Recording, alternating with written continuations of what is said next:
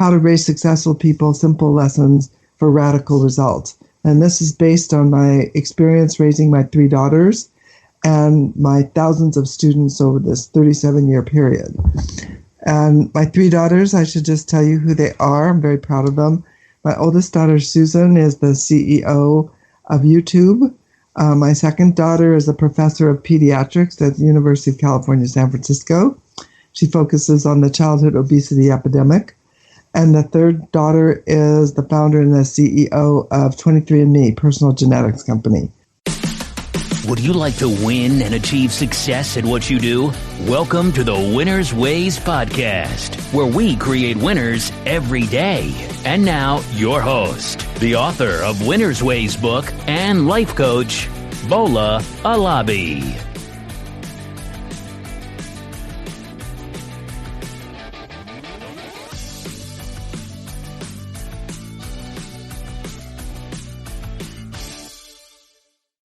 Hey everyone, welcome to the Winner's Ways podcast. I am your host, Bola Alabi. I am thrilled about today's show, and I know you will benefit immensely from this show today. We have a special guest with us on the show today, and she has been called the Godmother of Silicon Valley. She's a mother, she's a grandmother, a legendary teacher whose tried and proven method of raising happy, healthy, and successful children has helped many parents to connect and understand their children better. She formulated a trick principle of raising successful people. She has proven that the concept works because together with her husband, they raised 3 successful women. Her firstborn, Susan, is the CEO of YouTube. I'm sure you know YouTube. The second is Janet, who is a professor of pediatrics at the University of California at San Francisco. And the third is Anne, who is the founder and CEO of genetic testing company 23andMe. How did she manage to raise these 3 successful women? What is the trick method all about? Ladies and gentlemen, it is an honor to have Esther Wojcicki with us on the show today, and I want to learn from her. I know we all want to raise happy and successful children, and I consider it a privilege to learn from someone that has done it successfully. You know that's what Winner's Ways is all about, sharing strategies from successful people so that we all can learn from them. This is the 34th episode of the Winner's Ways podcast, and on today's show, we will be talking about how to raise successful people. Anyway, let me not keep you waiting further. Let's get into the interview with Esther Wojcicki so that we can learn how she raised successful daughters. So, Esther, I'm so happy to have you on the show this morning. This is great for me and my audience because I read your book and I read a couple of articles about you, about what you do, about your book, about how you've raised successful daughters. And I think it's great to learn from you. And that's what I'm hoping me and my audience will learn today. So before we go into it, can you please introduce yourself to my audience so that they will know a little bit more about you? So my name is Esther Wojcicki. I'm a longtime educator at Palo Alto High School, and I've been there for 37 years. And in that time period, I've taught not only journalism, but English and social studies. And at one point, I actually even taught math. Oh, Uh, wow. so, so I like teaching. That's my goal. I love to work with students. And then in 2015, I wrote a book called Moonshots in Education. And then in 2019, it just came out like about 3 weeks ago, on May 7th. It's How to Raise Successful People, Simple Lessons for Radical Results. And this is based on my experience raising my 3 daughters and my thousands of students over this 37-year period. And my 3 daughters, I should just tell you who they are. I'm very proud of them. My oldest daughter, Susan, is the CEO of YouTube. My second daughter is a professor of pediatrics at the University of California, San Francisco. She focuses on the childhood obesity epidemic. And the third daughter is the founder and the CEO of 23andMe, personal genetics company. So I think that's one of the reasons a lot of people are interested in what I did to help my daughters be successful and help my students be successful. Impressive. You know what? That was exactly how I found out about you. And that was why I reached out to you so that we can learn about what you do. How did you do it? So, you know what? I found out that your name has now been coined the Watch Way. I know about the Toyota Way, which is about lean manufacturing in the car industry. And now there's the Watch Way, which is mainly about how to raise successful people. How did you do it? Well, I can give you a longer, complicated answer, but in a simple answer, simple for everybody to understand, I gave my students and my children a lot of freedom to make choices themselves. And in giving them freedom and independence, I empowered them, because when you do things yourself, you feel good about yourself and you feel good about tackling any kind of problem that comes along in the world. And I think what happens in today's world is that we're much more concerned about safety. And so as a result, we always do things for our children just to make sure that everything is okay. And what that does, unfortunately, is had the negative and its unintended consequence of making them more dependent and less sure of themselves. So that's, in a nutshell, what I did. Wow. I'm happy to expand on that. Okay, you know what you just said? You said something about safety, and I'm going to share my own personal experience with you. I started listening to your book on Audible, and there was a part where you spoke about independence. I think it was when you lived in Geneva, and you said you sent your daughters at age 4 and 5 to go and get maybe to go and buy something on the streets. So I said, if Esther could send her daughter at age 4 and 5 out to go and buy something, my own daughter, she's 12 years old now. She asked me some time ago that, Dad, will you trust me to go to the mailbox to go and pick letters for you? And I said, when I was listening to your book, I said, okay, maybe I should try it with my daughter. Let me ask her to go out and pick letters. And going out, this is like 300 yards away from my house. So I said, okay, pick the mailbox key, go out there and pick our letters. Well, as soon as she opened the door and she stepped out, I changed my mind. I quickly ran after her to make sure that she's safe. I kind of feel, am I overprotecting her, or what am I doing wrong? So there's a concern about safety, which is genuine, and there's a need for independence, which you have expressed. My question is, how do we balance these two conflicting tasks? That's a problem. Well, in today's world, we perceive things as being dangerous. And the reason I think we do is because there's so much social media and so much media about danger in the world. And it might not be next to you and it might not be in your town, but you extrapolate from that information. You think, it could happen here. And I don't want to make sure that doesn't happen to my child. And so you become ultra cautious.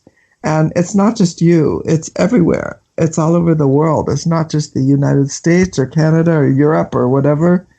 We're all worried. And Daniel Pink wrote a book, and he has these statistics about how the world is actually much safer than it was 10 and 20 years ago. But our perception is that it's more dangerous. And so that's what's going on. We are afraid that our children are not going to be able to handle the world as it is today. And so we think we need to be there to help them do that.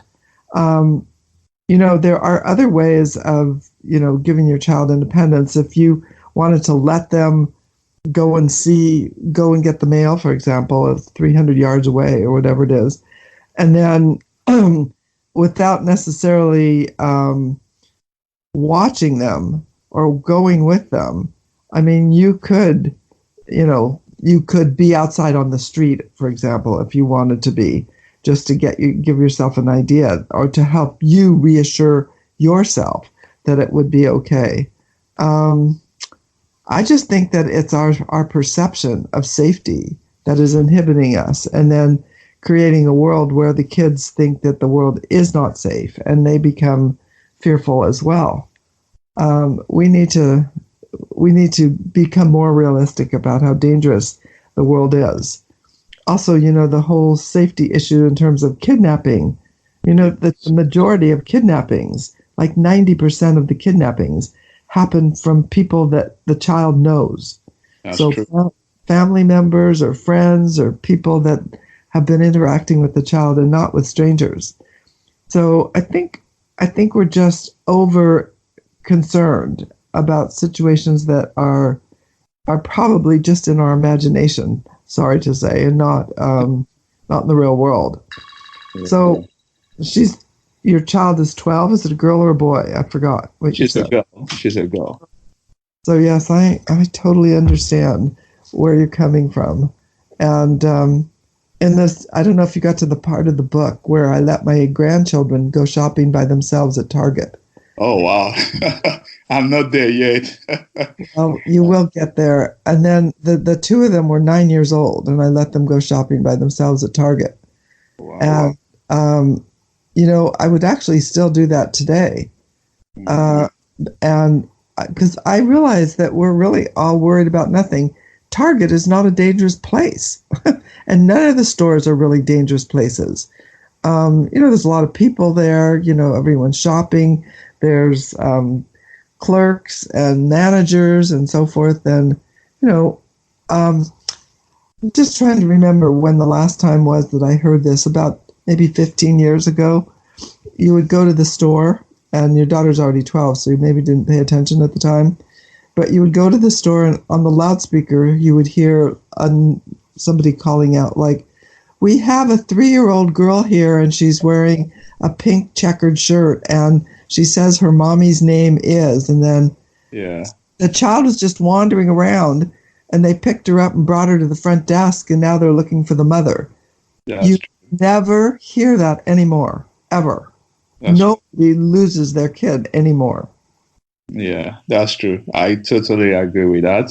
And I think I like what you said about maybe, for example, if there are people like me that are maybe ultra cautious, maybe you said you can stand outside of the street to at least maybe like in my situation when I sent my daughter to the mailbox, I could stand outside the street and just keep my eyes on her. And she even suggested maybe I should FaceTime her so that I'll be talking with her as she's going. But smart daughter.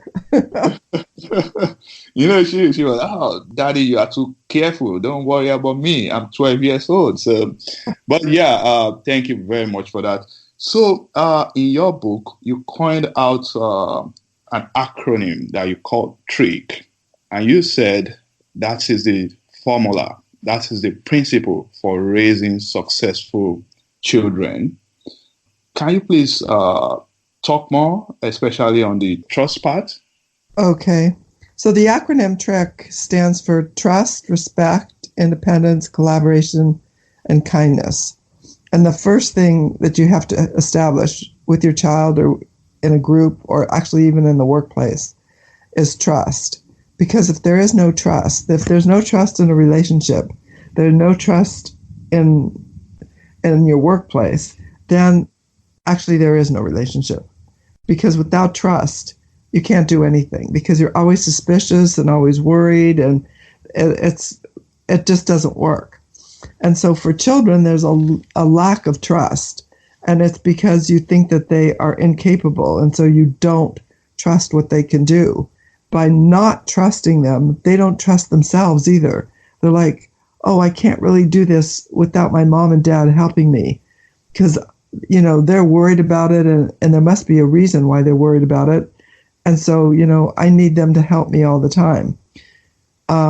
So you need to step back and take little steps, actually tiny steps, giving them trust in a lot of different little things. And then you're building up to something bigger that allows them to be trusted. So, for example, you can just start with a big thing, which is a whole dinner.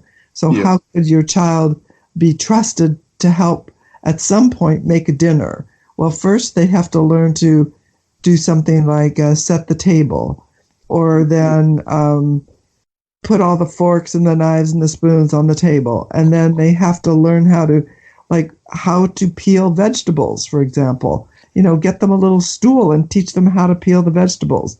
And everybody's afraid to do that. Oh, they might cut themselves. They might do this. They might do that. At what age can they learn to do this? I mean, you have to remember that, 50 years ago, kids were employed. And one of the problems that we had was we didn't want to have children employment. We didn't want children to have to work. Yes. But that just tells you that back 100 years ago, 50 years ago, kids were capable of doing these things. And then we moved to a position where we think they're not capable of doing this. So maybe if you don't want them to cut the vegetables, they can wash the vegetables, and you can teach them how to, what does it take to put them on the stove and cook them? How do you do that? So you build up a little bit at a time until maybe by the time they're 12 or 13 years old, they can actually fix an entire dinner, because they've practiced for all these years watching little parts of it and putting it all together. But that goes not just for dinner, it goes for all different parts of life. And you want to be teaching little things, little skills, so that they can then take over and feel confident about everything in life. Well, so that's one example. I can give you lots of examples.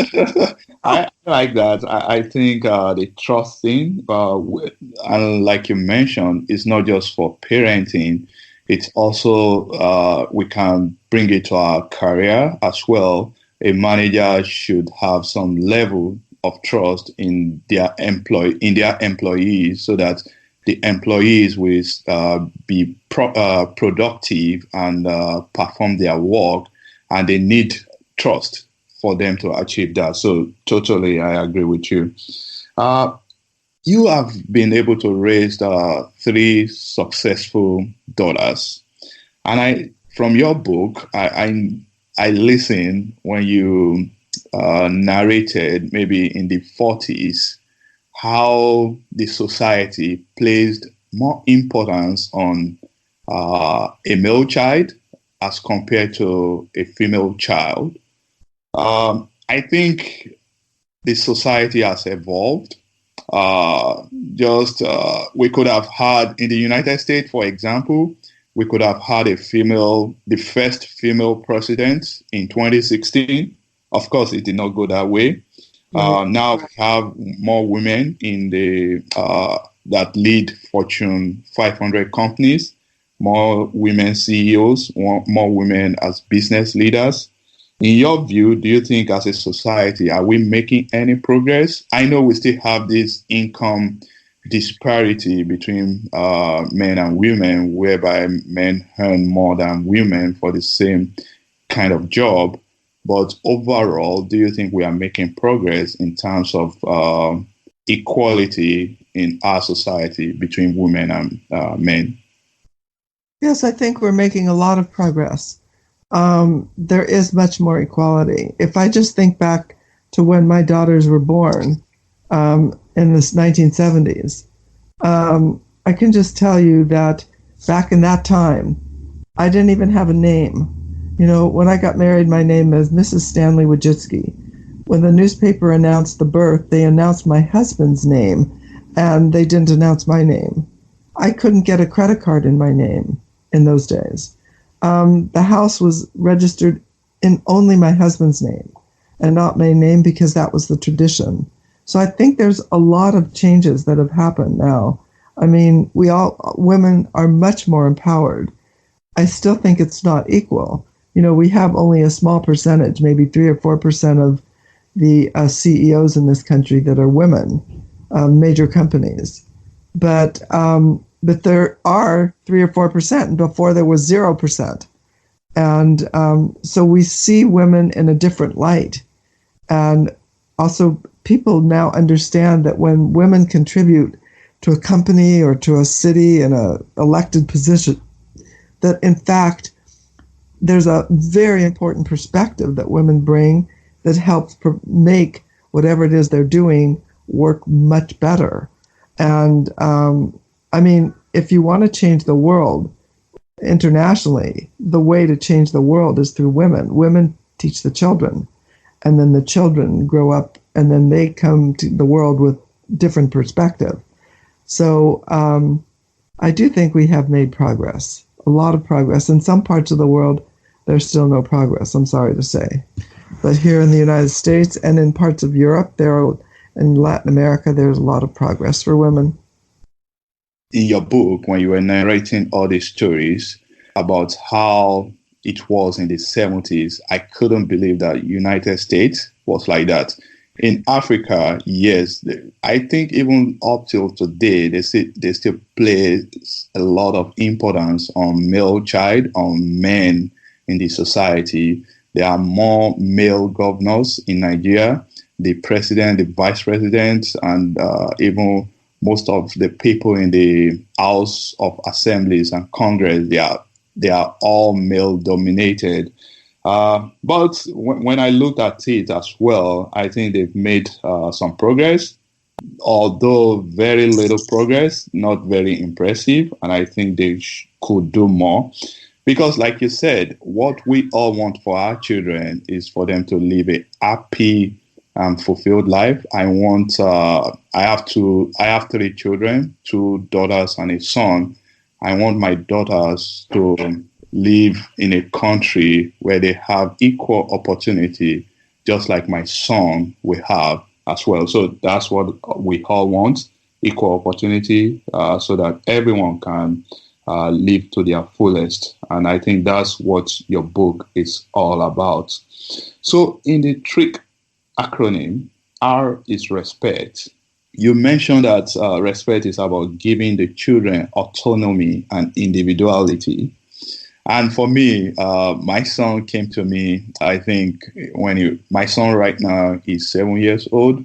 When he was 5 years old, he told me, "Oh, Daddy, I want to be an astronaut." You know, I feel like are there going to be job opportunities for astronauts in the future? So for me, because of what I know, I try to persuade him. I try to change his mind. So how do you think a parent should respond when maybe a child is about to choose a career path that the parent feels like it's not going to be profitable, considering, you talked about technology as well. So for me as a parent, I want to make sure that I'm guiding my child to choose the right career path. And at the same time, I know respect. I need to give him autonomy and let him discover what he actually wants. So how do I balance those two tasks? Well, so you need to give him as much autonomy as possible. He wants to be an astronaut. The probability of him being an astronaut is probably tiny. But the probability of him working with a team of people who are trying to be astronauts or trying to reach outer space, that is much bigger than being an astronaut. So if you let him explore that, he might come to the conclusion that maybe he wants to be an engineer working on a space project, or he wants to be a scientist working on a space project, You don't necessarily have to be the astronaut yourself in order to be able to be part of that whole team. So I would just let him explore and continue to explore. Okay. Because you never know, what we unfortunately don't have a crystal ball to tell us what's coming in the future. And so there's no way to really predict whether, it could be an interesting career or not. There's a whole team at NASA, right? National Aeronautics Space Administration. And they're all working on space, and they're not all astronauts. So maybe he could be part of that team if he's really passionate about getting into space. So I would not discourage him. I mean, that is something that could possibly lead to a lot of other careers. And so that's what I would do. Kids are always dreaming about all kinds of crazy things that they want to be. They want to be mountain climbers, and although back in my day, the kids all wanted to be firemen and policemen. That was the thing that they were the most excited about. And then they went into a phase where they all wanted to be doctors and lawyers. Now they all want to be entrepreneurs. So, whatever. They don't all end up in those careers, but I don't know how old your son is, but I would let him dream since he's still a child. Okay. Thank you for that. I should let them dream. And I totally agree with that. I know his dream, of course, we take him to a path that will make him happy, that will make him fulfill. And that's what's the most important thing that we as parents could let our children have. So I agree with that. In your book, you narrated a powerful story about a carbon monoxide leak experience that came from a water heater in your house when you were growing up. Your mom took your brother out so that she will go and seek some medical attention for him. And your mother told you to stay put in the room, but you did not stay there. Instead, you went out. And because you went out, the carbon monoxide did not get into your lungs and you were not affected. Right. So, listening to that, I said, wow, if you had stayed, who knows what could have happened. But the fact that the way you put it, you said, you don't want people to listen and obey without thinking critically. So for me as a parent, and for all parents out there, how can they encourage their children to listen and not necessarily obey everything, but for them to think critically and do what is right? Well, I think that is one of the hardest things you do. But that's why I think when your children rebel, rebellion is a sign of thinking. And so you don't want to discourage that completely. You want to have a discussion with them, because that experience, when I think about it now, still makes me upset. If I would have done what my mother thought I should do, I would have died. And I remember it was very difficult for me to get outside. I could barely walk because the carbon monoxide had already impacted me to some degree. But fortunately, I wasn't completely out of it, so I could think. And the only thing I could think about was, I have to get out of here, no matter what. And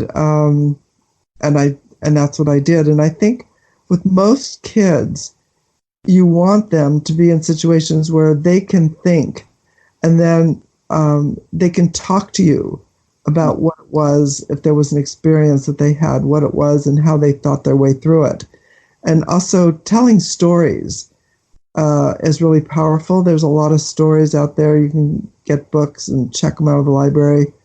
And you can also listen to stories online now. I mean, it's so simple with all the podcasts and with the videos. And I think kids need to have faith in their ability to think. And a lot of kids don't. That's one of the problems. It's not only kids, it's adults. They always attribute more intelligence or better thought process to someone else rather than themselves. And they need to start to build up that sense of confidence for themselves. And I mean, you learn a lot of stuff today it's so easy to learn because it's all online. In my era, you had to go to the library. But I mean, that was great too. I spent a lot of time in the library lists, reading and so forth. But you can take a walk today. You can exercise and listen to a podcast. You can watch things on TV. You can go to YouTube. There's so many opportunities for you to learn to think. And that's one of the things that I would advise parents to allow kids to do, and for them to think and not to play all these crazy games that they play, which are nonsense games. I mean, you can play a little bit of that, but I would minimize it. Let's put it that way. And so there's a website called Common Sense Media, commonsensemedia.com. Yeah. Or it might be .org, I'm not sure. But it ranks all the apps and the television shows and the movies, and it talks about like what is the educational value in each of those. It's a great resource for parents, and I think that all parents should know about it.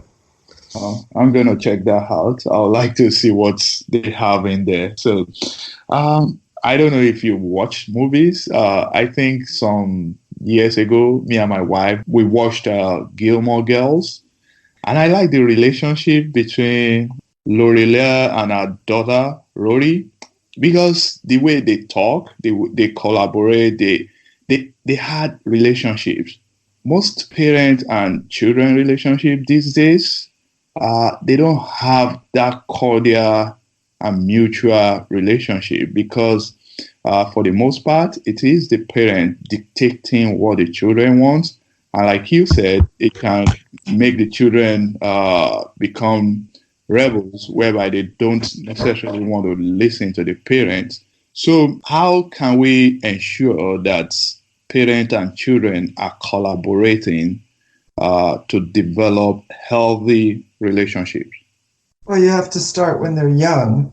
You build this in. And then if you already have a teenage child and you're already having the problems, because that's what happens, that's where they head, is to no communication. Because the teenagers, they know that if they tell the parent something, the parent's going to say no, and then they can't do it. So I think one of the things that I found is really useful, and I've heard this from other people. So that's one of the reasons I'm telling you. Have your teenager read the book. Give your teenager the book too. And tell them this is a new parenting style that you want to work on together with them. I'm telling you, my number one supporters for this book are all teenagers and young people. They're like, I wish my parents would have been like that. So if you do that, then what you're doing is you're explaining in detail to them, I want to be a collaborative parent. I don't want to be a dictator. And because right now, just saying that to them, the kids will oh my God, what did they have for dinner last night? They must be crazy, because they've been dictators all their lives, and now they want to be collaborators. So That's true. That's true. I think I totally agree with that. We should start young. One thing that I think you also said in your book, which your father used to say, is spare the rod, spoil the child. I know about that. My parents, when we were growing up, they spank us whenever we did anything wrong. But I think you are opposed to spanking. So how do you balance it in terms of correcting them when they do something wrong? Because obviously, I know children, they will, from time to time, even the best of them will sometimes go wrong. I think you need to, again, preface the whole thing with a discussion. You need to just talk to your kids. People forget they don't talk to their children. They assume that the children don't know anything. They know everything and the child knows nothing. And if you just think back to your own childhood, that in fact, you don't think of yourself like that, right? You think that you knew quite a bit. So why do we not think that for our own children? They know a lot. A child can learn a language 100 times faster than adult. Children have a very malleable brain. They can also learn to swim and ride bikes in ways that adults can't do. So I think we need to realize that kids are really smarter than we think. And so we need to give them that opportunity to shine. And then we need to explain to them, we're going to change the way that we've been parenting up to this point, and we're going to try to have a discussion with you instead of whack you, instead of hitting you with a rod. Let's talk about it. And, that just works. First, just try it. Just try it and see how it works. Because in my experience, it works much better than being violent or maybe it's not violent, just being, in total control. And I just think that you need to, if you treat your child with kindness, honestly, they will be kind and they will be interested in pleasing you. All children want to please their parents. That's the number one thing they want to do, is please their parents. And that's why they always want you there when something is happening to them that is good. They want to show off, like, look, Mom and Dad, look what a great job I did. That's correct. So to talk more, we should know that they understand. We should talk to them as humans and not just dictate what they need to do. So, Esther, we are coming to the end of this interview. When I look at the trick value, I think it's not restricted to parenting alone. I think it's applicable to career life as well. So, as a manager, if I have employees that report to me, how do I use the trick value on them to make sure that they are productive? So if you just think about it from your own personal perspective, that when someone trusts you and believes in you and gives you a lot of freedom to work on something that you care about, in general, you feel really good about yourself and you don't want to lose that person's trust and respect. Right. So you work really hard. You work harder than you would have worked if they didn't trust you. And so, because you want to maintain their respect. So in the managerial world, I think it's important to realize that the people that you've hired, for the most part, that you want them on your team. It's a team effort. It's where everybody's working together as part of a group to succeed in whatever product or service it is that you're providing. And so if you think that your team players are all part of the team and you trust them, they're going to work harder than they would be if you are just controlling them. They work hard when they're being controlled, but their hearts are not in it. And what you want is their heart in it. You want them to be as creative and as productive as possible. And you can only do that when you really care about something. And that's where the trust and respect come. If you just think about Google employees are passionate about the work that they do, because the culture of the company is trust and respect. Wow, so good. I think trust is everything in relationship, in marriages, in businesses. We all need trust. So thank you very much for that. So Esther, how can my audience find out more about you? How can they connect with you to learn more about what you do? Obviously, they can go on Amazon to get your book, How to Raise Successful People. But how else can they find you? There's a website. There's two websites. One is called raisesuccessfulpeople.com, and I'm going to have a newsletter on there. And then I also have another website called globalmoonshots.org. And that's a nonprofit that I set up to help everybody, parents, schools, industry, to incorporate trick more effectively in their work or their school or their parenting. So those are the two possibilities. And so be happy if you would like to post those. Okay. I'm going to do that.